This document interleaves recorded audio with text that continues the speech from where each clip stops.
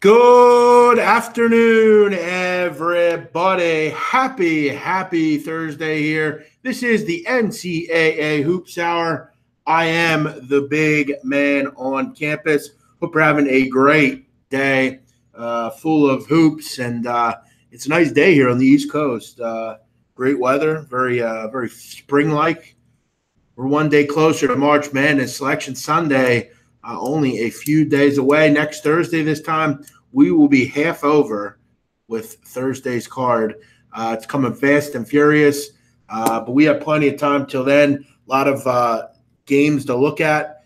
We'll try to find some good spots tonight, try to help you out with some things. And, yeah, I wasn't here yesterday, but I'm here today, and I am happy to be back.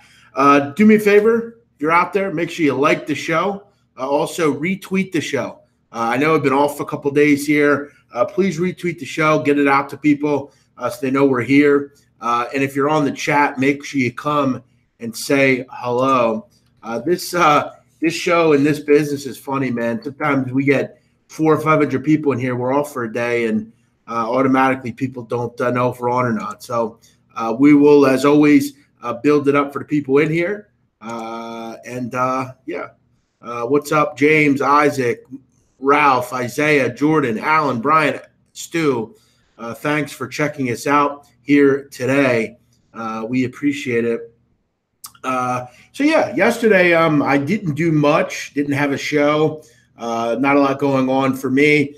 First day of tournaments is always a tough day. You know, it's always you got a lot of young teams, you got a lot of bad teams, a lot of teams that are going to play one game and they're out, all that kind of stuff. So you kind of just want to tread lightly in those kind of games. But yeah, so we'll try to find some spots tonight. Plenty of card. We get UNLV, San Diego State. You got Q's, Duke, Kansas, Texas. We got some games on right now in the ACC tournament. So we'll go through a couple here. Virginia Tech on top of Florida State. What a collapse from FSU. FSU was up. They were doing their thing, and Florida State goes on these runs where they have trouble scoring, and they went on a big one here. Virginia Tech again find ways to win. I don't know how they necessarily do it. It has a lot to do with, I think, coaching. Buzz Williams is a terrific coach. He's a guy that knows how to get these kids prepared, and Leonard Hamilton's a guy that in the game is not a particularly good coach game to game, and with all the depth he has, sometimes it's a bit of a mess, and it indeed has been one today. Let's just kind of see what goes on here. 56-53, 6 seconds to go. Florida State has the ball, so there's really nothing they can do. They're going to have to go for a three here and hope that it goes down. But yeah, Virginia Tech, for whatever reason, best player out, and they're still finding ways to beat a Duke and maybe possibly beating a Florida State here. It's pretty amazing. But yeah, we'll see how this one goes. Let's kind of get into the card here. Try to find some good spots tonight. We have some games coming up here. Let me correct this. I want to get the time stamps so I know when games are starting here. We have a couple games. A couple games. UNLV, San Diego State. That's getting going at 5:30. Colorado, Oregon State. I don't have much in that one, but UNLV, San Diego State. I like SDSU here. They're playing well lately. I think UNLV kind of has some major issues. Without Shakir Houston, they're not as good a rebounding team. I think they've kind of feasted on the lower kind of rungs of the Mountain West. San Diego State playing good basketball and generally find ways to turn it up as the season goes on. This game was played a few weeks ago. San Diego State was able to find a way, even in a game they didn't play particularly well in. San Diego State beat him in another game, 94-77. We all know UNLV, the major issue for this team a lot of the time is defensively. They're not a particularly good defensive team. 8th in total efficiency in the conference. SDSU built on defense, built on the three-point shot. Pretty good rebounding team as well. I think they can kind of neutralize UNLV on the glass. If I'm going to have to look at a spot here, I'd look towards San Diego State. the line has definitely moved, and that's obviously one of the reasons where, for me, I'm kind of off it. If I can get a good money line play on this, I take a shot. I'm not crazy about laying 2 here. This could come right down to the wire. But I kind of like SDSU here. Guys, do me a favor. Retweet the show. Again, I don't know why I always have to ask guys for that. We need the shows retweeted. You guys did it for like a few days, but now everyone's kind of just getting back and not doing it. Please retweet the show. I don't really ask much of any of you guys on here except to do that. Some of you guys do, and some of you guys don't. But just do that for me. It's one kind way of helping me out. Also, MyBookie. Make sure you're checking out MyBookie, the show's sponsor. Make sure you're supporting them every time you get a chance. There's a lot to go on here with the games coming up. We got a lot of conference tournaments going on, a lot of great lines to be had. Make sure you check out MyBookie right now. You get a 50% bonus by using promo code BMOC. Make sure you don't miss out on the contest, all the great stuff in the college hoops ranks. You can bet golf, you can bet all sorts of stuff. Make sure you're checking out MyBookie. Use promo code BMOC. Get yourself a great deposit bonus on up to $1,000. Just make sure you use promo code BMOC. MyBookie.ag. There we go. Everybody on the chat seems to tell me that FSU. There you go. Nice tie for FSU. They're going to go to overtime here. Great stuff. But let's get back into the games. I hate when games are on during the show because everybody's everybody's more interested in the games than the show sometimes. But yeah, everyone and their mothers telling me the game went to overtime. Yeah, guys, I have it on TV. I know. Let's get to the games. Let's stop worrying about stuff on the channel now. St. John's Marquette. I like St. John's in this game. I'll take the 3.5 points in what will be a home game for the Johnnies. We all know they play most of their home games in MSG. Terrific spot for St. John's here as a dog. They have just been able to figure out Marquette this year. And it's not so much that they figured out Marcus Howard, but it's really the fact that you look at this Marquette team, not playing well. They've lost 4 in a row. A lot of it's had to do with the inability of really anyone else to step up outside of Howard. You look at the other games, when Marquette played St. John's, they really do a nice job of kind of keeping Howard at bay and really not letting anyone else beat them. I held them to 69 points in the second game. The first game held them to 69 as well. Howard only had 8 points in that game. You look at the 2 games combined this year, just 25 combined points for Marcus Howard. They found a nice way to figure him out a bit and really haven't let anyone else beat them. And that's been the large issue for Marquette towards the end of the season. No one else has been able to step up for this group and be that second, third, fourth scorer. They haven't gotten that. And that's one of the reasons Marquette is struggling right now. This is a dangerous St. John's team that's back to full health, right? They're the better team defensively. You're not going to try to sell me a bill of goods that they aren't. This St. John's defense is really solid. They do a nice job in against the three-point shot, holding opponents just 34%. They don't turn it over on offense, and on defense, they're always getting you to turn it over. That's Marquette's Achilles heel: the three-point defense and the turnovers on offense. 2 things that St. John's is incredibly decent at. I'm looking to grab the 3 points. I just prefer it. Again, the money line could be the play here. They could definitely win. Anytime you take a dog at this number, you obviously want them and hope that they can win. I really like St. John's here in this spot. I think it's a big spot for them. They're in a home gym here that they know all about, and they play it all the time. I think they're worth a look here. I kind of like Minnesota tonight against Penn State. I'm not really falling into the whole Penn State love affair. I know this team's playing better of late, but I still think Minnesota is a team that can throw the kitchen sink at them. With a guy like Jordan Murphy, Amir Coffey. I like Penn State. They obviously have improved, but I'm not going out of the way to think that this team is good enough to win and to cover by margin here. I think both these defenses are pretty legitimate. I like Minnesota better on offense. I think they're the better overall team as far as that's concerned. Penn State goes through these long droughts at times. This team's 10th in efficiency in the Big Ten. They're not overly great offensively. Minnesota gets to the line. They're better offensively. I'm not quite sure why Penn State's laying 3 points in this game. I don't really see it. I think this is closer to a pick 'em. I think the line's kind of off here. Raging Cajuns, I don't really have anything on that game. Penn State's been playing good, but I don't know if they should be a favorite. Yeah, that's kind of my point. That's kind of my thoughts. I don't really understand why Penn State is laying 3 here. This is a neutral site, and I get the. What's with the love affair with Penn State? I mean, what I've heard people say they think they can win the tournament. They beat Illinois, Rutgers. Beat Maryland. I mean, not only Maryland's good, but they're beatable. Beat Illinois twice, beat Nebraska, beat Rutgers. I guess there was the win against Michigan. Michigan's, though, been hot and cold. I don't really see it here. I don't see the love affair with Penn State that everyone else is. If I'm going to look at an underdog here that can win outright, I like Minnesota a little bit more than St. John's. I think that one's coming out to wire. I think Minnesota will beat Penn State. That's a spot I'd be interested in. Syracuse Duke. This is obviously a game where it's a big, obviously, shot in the arm for Duke getting Zion back.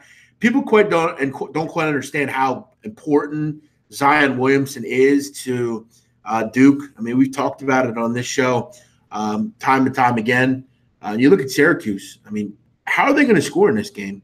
I mean, you lose your best player in Tyus Battle. He's not going to play tonight.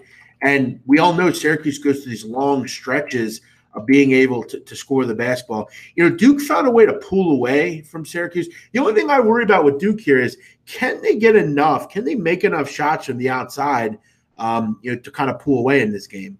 Because they haven't overly shot the 3-ball well all year. We all know that. But you're getting Zion back. But I asked myself, what was the excuse in the first game? Because you lost in the first game. You gave up 95 points in that game. Zion played in that game. He had 35 points.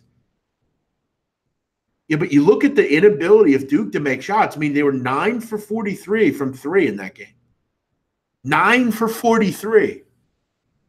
But without Battle, it's almost a shame Battle's not playing. If he was playing, I give him a shot here. But it's real hard with minus Battle, add Zion. And that's just seemingly kind of unfair, honestly.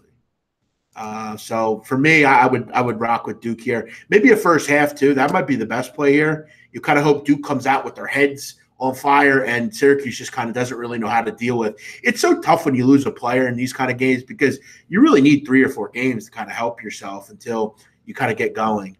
Now you got to play the best team in the nation, arguably, when their best players there with out your best player. It's just a really hideous spot for Syracuse.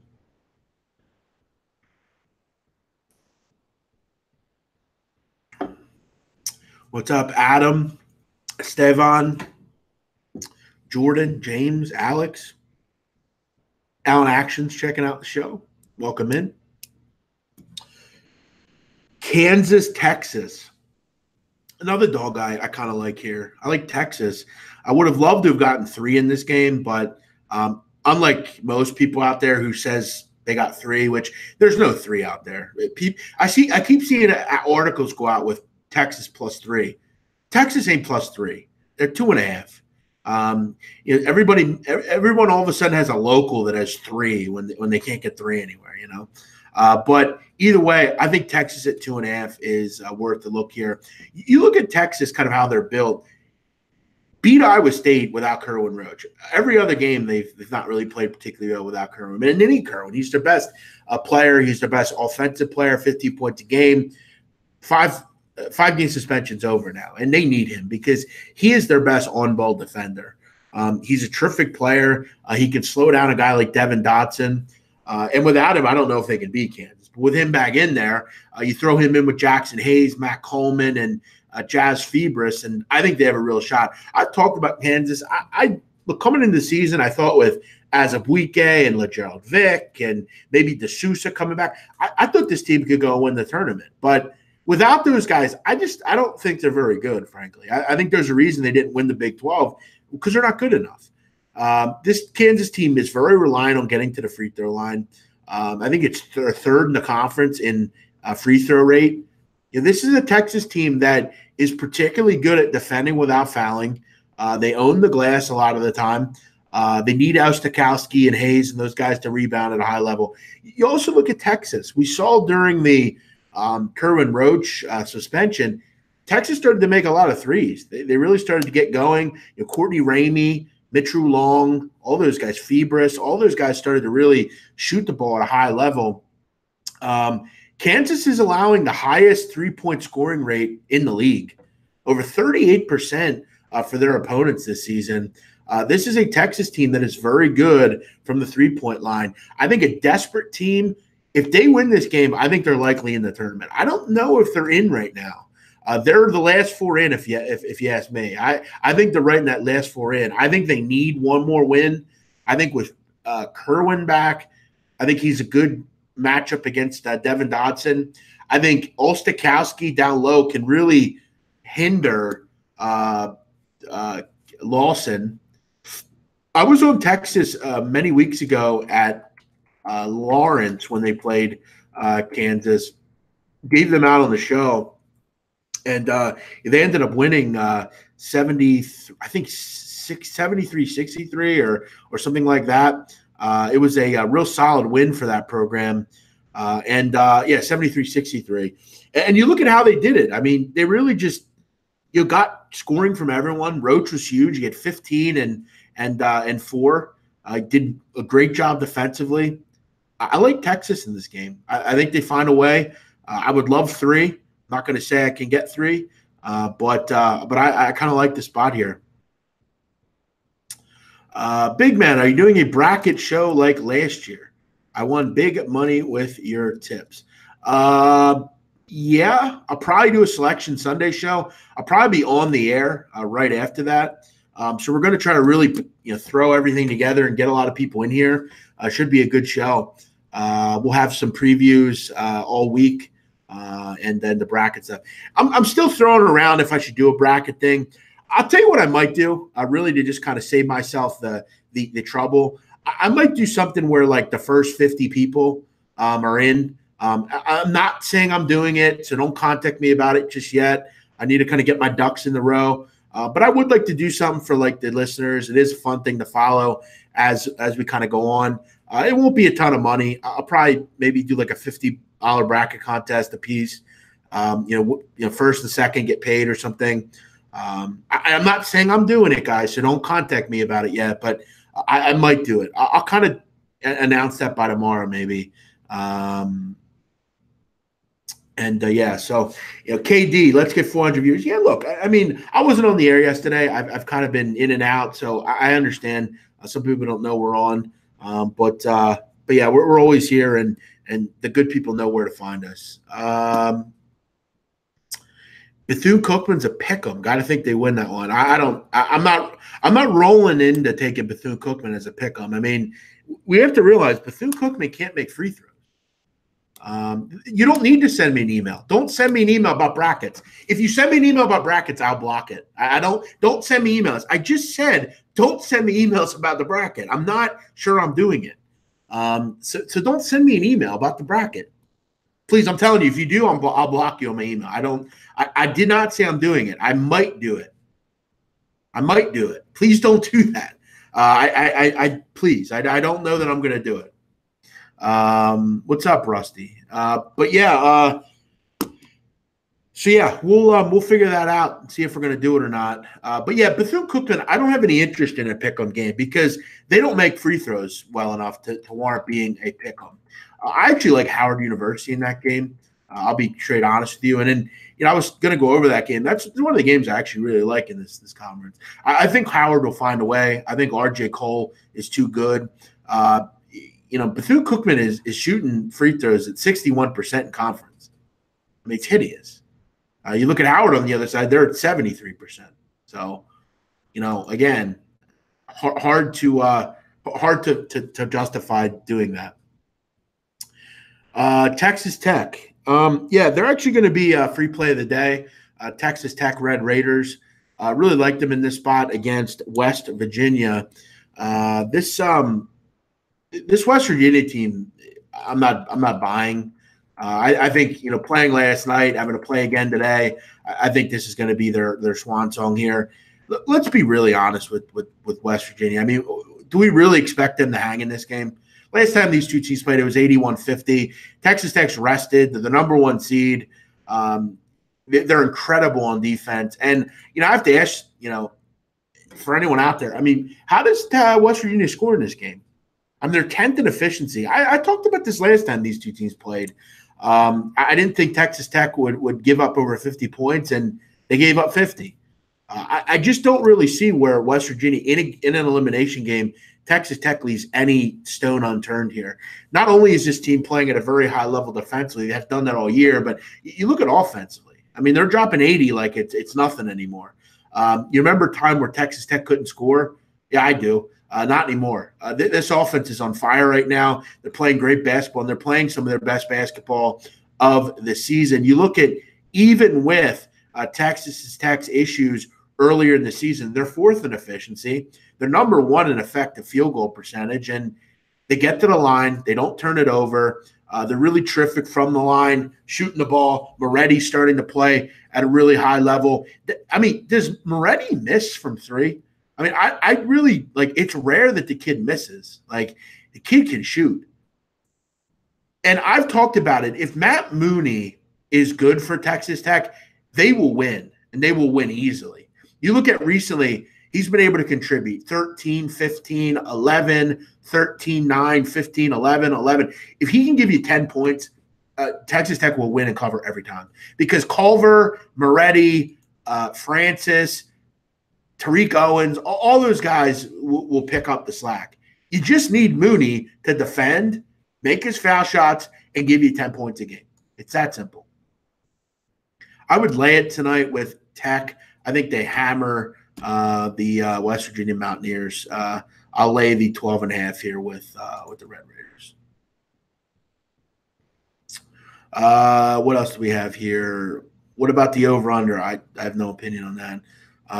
Surprise West Virginia won last night. Yeah, I mean, but if the kids' feet are set right, I mean, the game goes to overtime, and who knows what happens. So, Florida State ended up winning. Wow. 65-63. How about that? What a big win for FSU. You can hate on Leonard Hamilton for his in-game issues, which I just did about 10 minutes ago. But, this is a guy that finds ways to win. I mean, it's impressive. It's a nice job by Leonard Hamilton. Really nice way to figure it out. It's a nice return.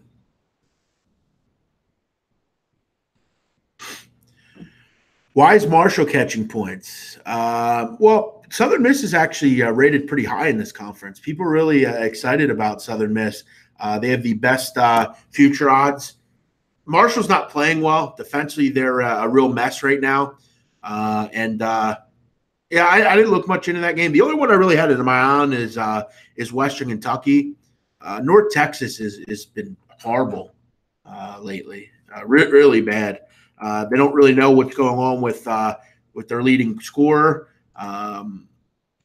Ryan Woolridge. He hasn't played. And this team is luckily got a win yesterday, but they were really poor coming into this tournament. Luckily, it's a new day. The tournaments, you always kind of come in and you kind of get it straight. Look at a team like USC; they were playing terrible, and they kind of found a way to kind of fix it and at least get a win in this tournament.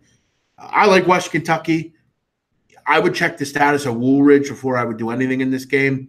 Couple of scores here. Maryland's going to go down to Nebraska. Rough. How bad is that loss? Christ. Tulane, they're hanging around against Memphis. We'll see if Memphis can get a cover at home. Jesus, that's a real bad loss for Maryland. But I guess get it out of the way now, right? Thoughts on UNC? Louisville's played them really well this year in both games. I hate betting against UNC. I did it once this year, and it didn't work out for me. I thought I had a good matchup in that game of Florida State, and they hung around. But UNC just seems to go on these runs where they just kind of roll. What else do I like here? Do I like ODU? I think ODU will win, but I'm not crazy about laying 4 or 5 points in that game. Yeah, I mean, I guess Nebraska, it's time to play well now, right? Nothing really else matters. What else do we have here?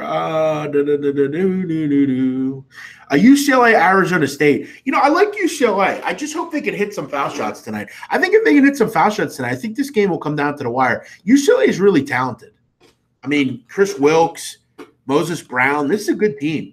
And we know, Arizona State is very guard reliant. I thought Stanford, for large parts of that game last night, had a lot of trouble. This is a big UCLA team. They're a tall group, a lot of depth, a lot of athletic ability here. I kind of like UCLA. This is a weird conference, as we know, but I like this matchup. They're a big team.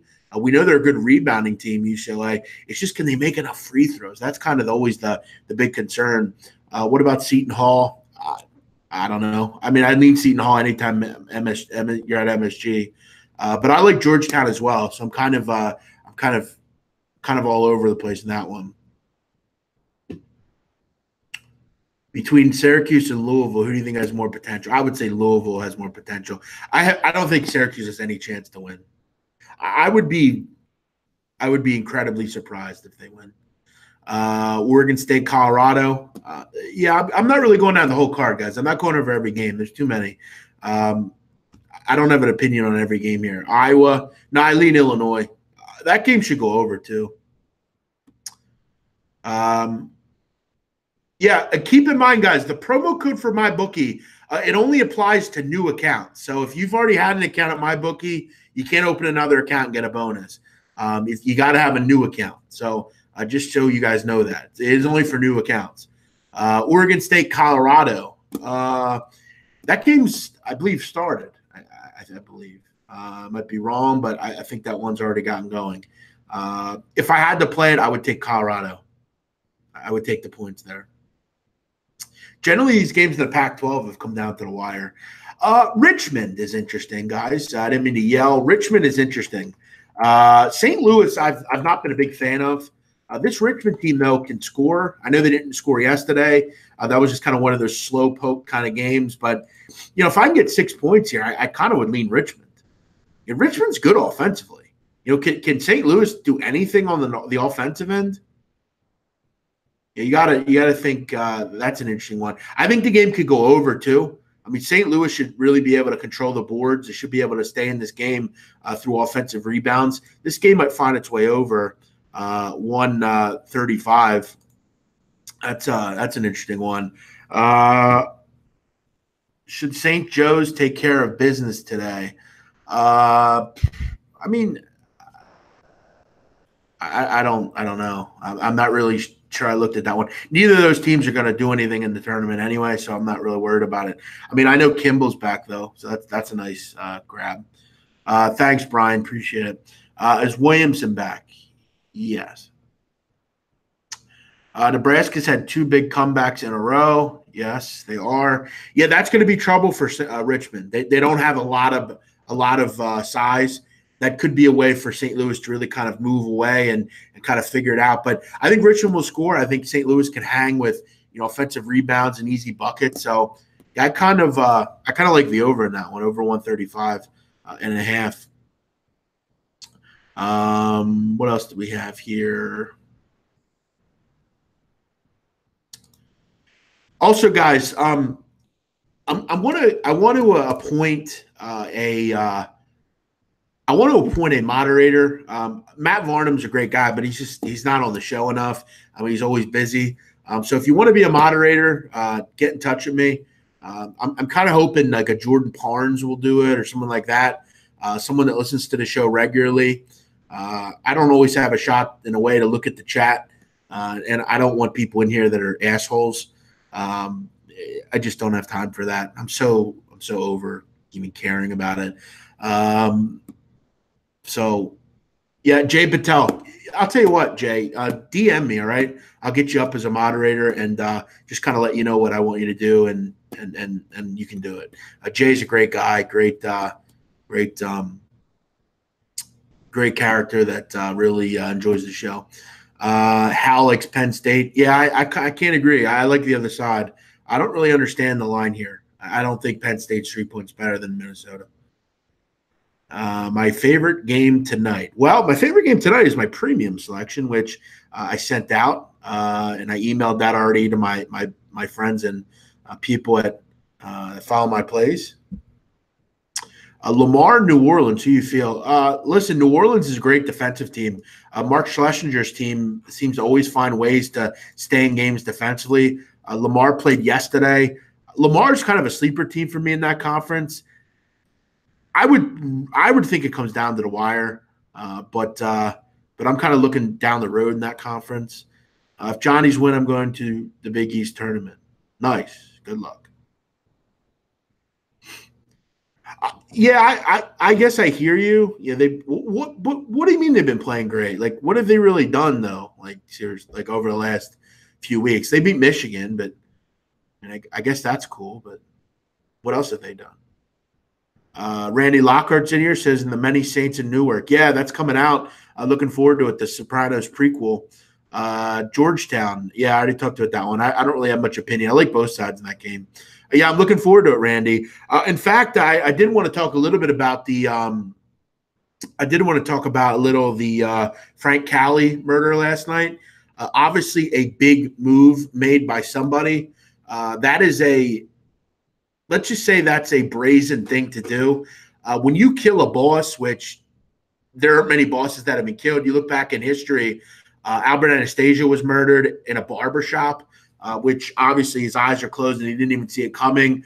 Carmine Galanti, who was not a boss, he was murdered in a restaurant.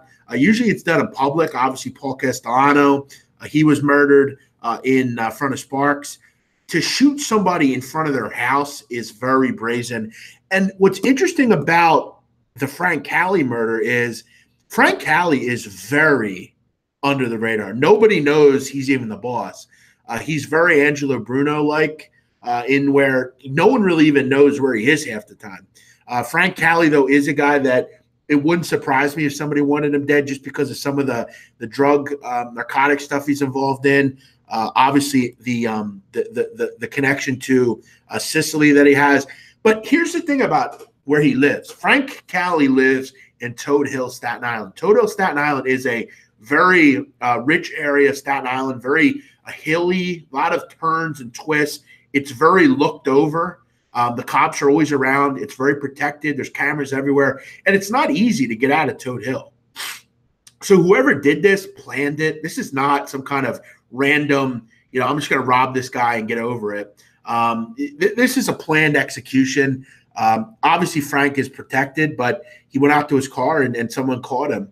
But this is a big mob hit. The Gambinos are, according to what I've heard, a well-oiled machine right now. So this is definitely interesting. This is definitely a power move by somebody. We have seen some mob murders lately. It hasn't totally been quiet. You look at Sylvester Zatola. He was killed up in the Bronx a few months ago at a McDonald's drive-thru. Many thought the Albanians did that, but this is a big move. This is a big murder. I mean, this is a boss. I mean, Frank Cali was connected with John Gotti back in the day. He was a driver for Jackie D'Amico, who was a confidant of John Gotti. So, Zatola's kid was shot as well. They killed him, tried to kill him outside of his house.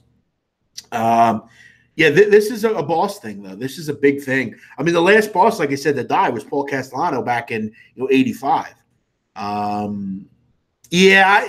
heard the people mention Genie Gotti. There's no way Genie Gotti's involved with this. Genie Gotti's in his 80s. I mean, what on earth would Genie Gotti want with this? Plus, if you know Frank Cali, you would know that he was very close with Jackie the Nose D'Amico, who Jackie the Nose D'Amico was the acting boss after John Jr. went away. And the Nose was very close with John Gotti. Nose's driver was Frank Cali. So That would be, first of all, that would be the Gotti name. There's no way he's involved. There's absolutely no shot. I would be extremely surprised if that came out. And Cheney just got home. He did like 35 years. I don't think there's any way that's true. How active are the families today? They're actually pretty active. Like I said, the Gambinos are pretty well oiled right now. It'll never be like it used to be. And yeah, Frank Cali, like Randy's saying, he was very under the radar from all I've heard. So yeah, it's a fascinating thing. People kind of have forgot about the Mafia, but it's still very much a thing. It's still going on. And somebody wanted Frank Cali dead. We'll have to see who it ends up becoming. I've been reading into a lot of things about this. It's definitely fascinating for sure. And guys, again, we are kind of finishing up the show here. We're about 40 minutes in. We've done a lot of great stuff here. Genovese's behind the hit. Why would they do that? First of all, you have to get the commission's approval to kill a boss. And it's unlikely that the commission would ever approve of that. This isn't a planned hit, but I don't think it's. I think it's someone maybe inside the family. That probably had. Again, he was involved with narcotics. I mean, who knows? He was heavily in the fentanyl and oxycodone business, according to the federal government. So, see, that's not true, G-Coop. I don't think it's. You kill a ball. You kill someone wherever you can. If he's really protected, maybe the only place he feels. I mean, I remember when in Philadelphia, Johnny Gong's Casasanta was killed in his home. You figure we're better. I mean, we're better to kill somebody. We're better to find them. They're going to keep their guard down. I mean, because no one's that low to go at someone's house. But if he's a protected guy, if he has bodyguards around, to go to a social club or out in the street, I mean, that's pretty brazen. While Toad Hill is pretty protected, it is quick. If you can get out of there quick, I mean, where do you really look? I mean, someone could have been hired to do this. I mean, who knows? You just got to get them wherever you can. It's not in the rule book. You can kill John Gotti killed a boss on fucking 85th Street or wherever it is, and that's as brazen as it gets. I hear you. Again, we have to realize as well, though, this is not the old mob. Maybe in the 80s, this is impossible to do. But if you're trying to kill somebody in the mob now, you do it where you can. But I do agree. It is very brazen, very brazen. And someone's going to come back on this and do something about it.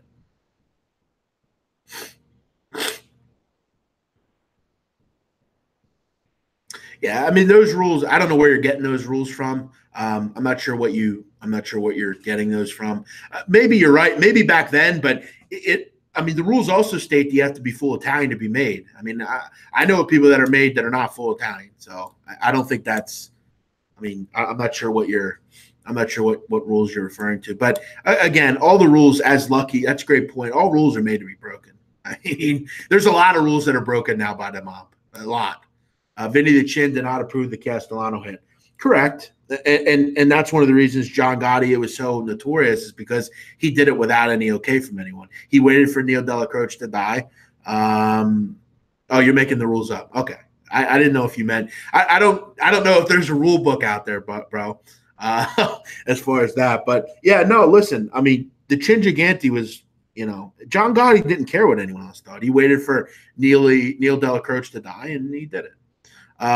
This is a much different mob these days. They've been much smarter over the last 20 years. Yeah, I mean, it's a lot of white-collar stuff. I mean, really, after Big Joey Messina went away and became a rat, which that's all he is a rat, Big Joey Messina, they were getting into a lot of white-collar stuff, like even stocks and stuff back then. Yeah, I mean, the Chin is my all-time favorite mob guy. I have his picture on my wall. My all-time favorite mob guys were John Gotti, the Chin Gigante, and, there were some really maniacal guys, like Gaspipe Casso was a nut, Nicky Scarfo. Tommy Patero was pretty interesting. Chin Gigante. Carmine Persico was one of my favorites. Um, yeah, I mean, I wouldn't really look to The Godfather for real. I mean, it's a fantasy, The Godfather. I mean, a lot of that shit didn't really go on. I mean, it's very much fake. Yeah, exactly, Daryl. I mean, we really haven't seen. We've had little stuff. The Zatola stuff, and little stuff with connections, but we haven't seen a ton of big time stuff. And again, I mean, G Cube's right. This is a boss. I mean, this is a boss. Yeah, Joey Messina was big into pump and dump stuff back in the like the late '80s, '90s. Do I have Duke or UNC taking on UVA? Duke. Yeah, I was watching Godfather 2 last night. Look, I look at it as a movie. I mean, all those movies have their faults. To me, the best mob movie ever, if you ask me, like my favorite is the original Gotti movie. I love that movie. Is Donnie Brasco similar? Donnie Brasco, no. Donnie Brasco was an FBI agent. Donnie Brasco was a guy that really should have been indicted for some of the shit that he did. Um, Donnie Brasco's a scumbag, but yeah, I mean, all that stuff happened. I mean, it's a good general portrayal of realness. The realest movie I would probably say is Goodfellas. I mean, other than them making Henry Hill out to be some big time gangster. I mean, other than that, it was pretty realistic from all I've heard. Um, the Sopranos is pretty real. I mean, I've heard a lot of people mention that they would agree that Sopranos was pretty realistic. Russians very big. Yeah, I mean Russians are very big everywhere. Obviously Brighton Beach, Coney Island, and New York, obviously. The Pesci character, Tommy DeSimone. Yeah, I mean that's a real story, for sure. I mean Jimmy Conway was portrayed. Jimmy Burke was a real person. Obviously he was a lot more ruthless than maybe the let on. Paul Vario was a real person. Paul Sorvino's character. Henry Hill though was not as big as they lead on. They lead on that he's some big time gang guy. I mean he wasn't made Henry Hill. He was kind of a lackey, to be honest. Donnie Brasco's a scumbag? Question mark. Yes. Which if you read anything up on that, you would know that he is. Heard Paulie Walt. Settle down, Hamburg. Casino story. Yeah, I mean, it's realistic for sure.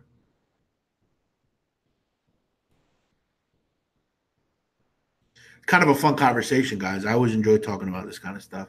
What is my opinion on Sammy the Bull Gravano? I think he is a complete rat scumbag piece of shit, and I wouldn't give him my help if he was laying on the street dead.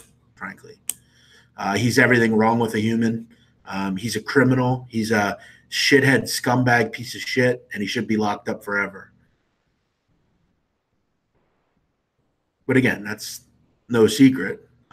Everybody knows he's a scumbag, and I find it repulsive that his family uses his ratness to be famous. I think they're just as bad as him.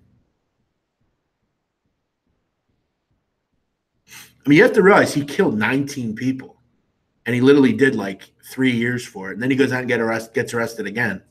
Then he's all on TV talking about how he's sorry and all this stuff. All those guys are scumbags. Philip Leonetti, Sammy Gravano, John Elite. John Elite's a fucking another shithead scumbag.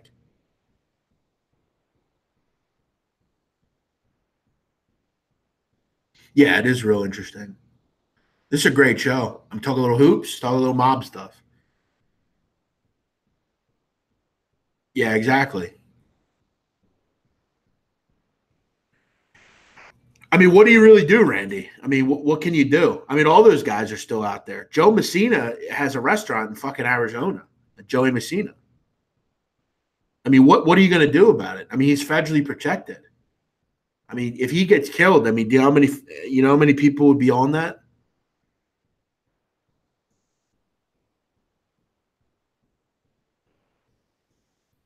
My favorite mob family.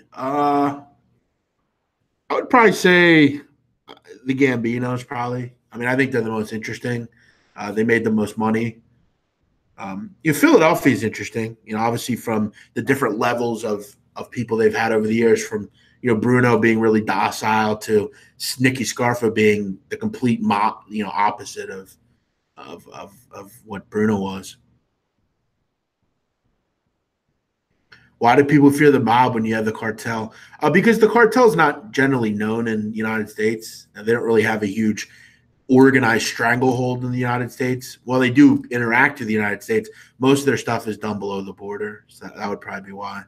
I missed your show yesterday. I haven't announced it yet. I'll be announcing it next week. Did I see Gotti with Travolta? Yes, it was terrible.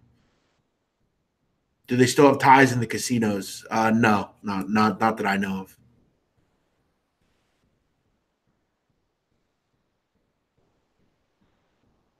Exactly, Michael. The cartel. I mean, they kill women, children. I mean, old ladies. I mean, the mob has some sort of legitimate, you know, some kind of rules.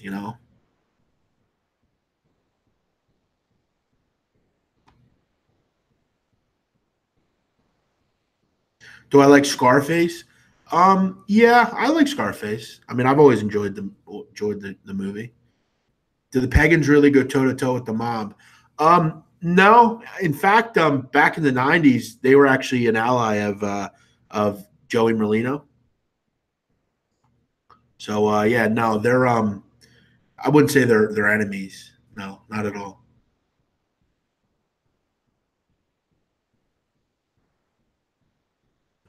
How about that, Jordan Parnes? You got a troll using your name. You made it.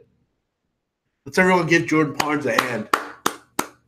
Jordan Parnes just made it. How about that? He's got his own troll now.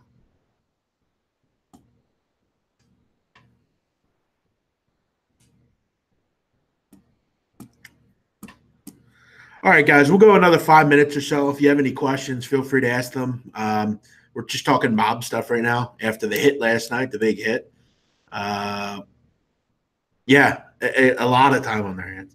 By the way, guys, I'll be on with Gabe Morency and Cam Stewart about 6:25. So make sure you check that out.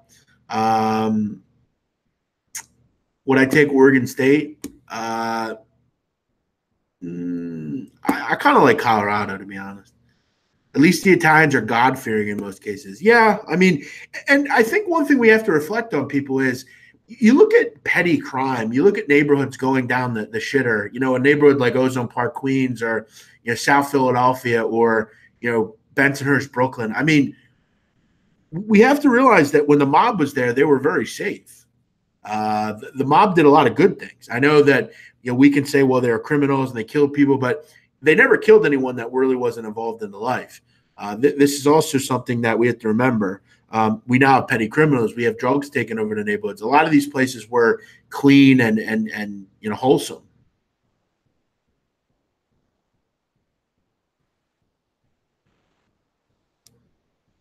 Did I say Eileen Marshall? Nah, I didn't really bet on that. I didn't really have much in that game.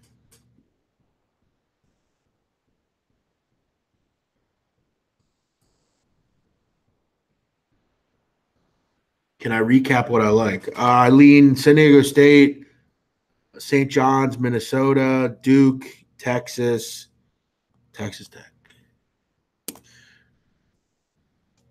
No, it was. Yeah, listen, Joey, I'm not. Stop asking me. Okay, you've asked about 3 or 4 times. Don't ask me again. Okay, I'm not doing shows with anyone. Stop asking. I'm not doing any shows on anybody.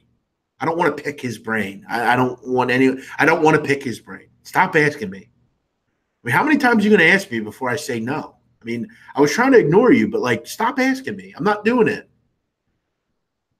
What would that do for me? It doesn't. I don't want to do anything with that guy. I wish him the best. That's all I have to say.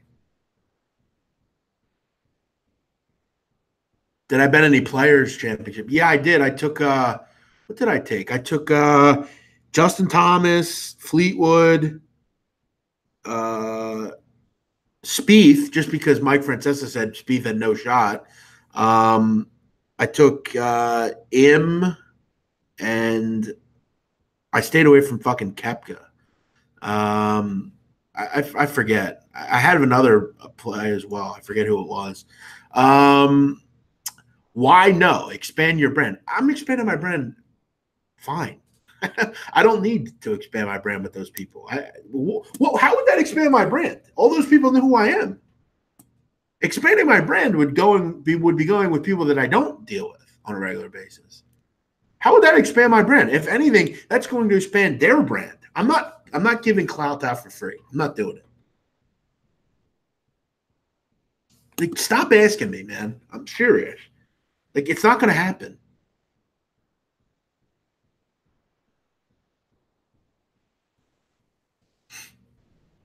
Like, Joey, just move on.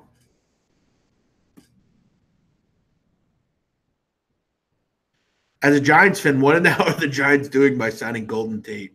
Uh, I don't really know what they're doing in general, to be honest, but I hate the Giants, so I'm fine with it. Any thoughts on NC Central? Yeah, they should roll. Delaware State's terrible.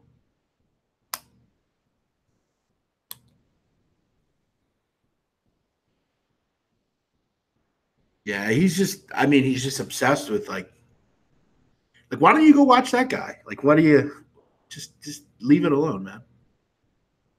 All right, guys, I'm gonna wrap this up. I'm gonna go. I gotta get ready to do some radio stuff. I'll be on with Gabe, guys, around 6:25 Eastern. So make sure you come in and check the show out. I'll be on Periscope a little bit later.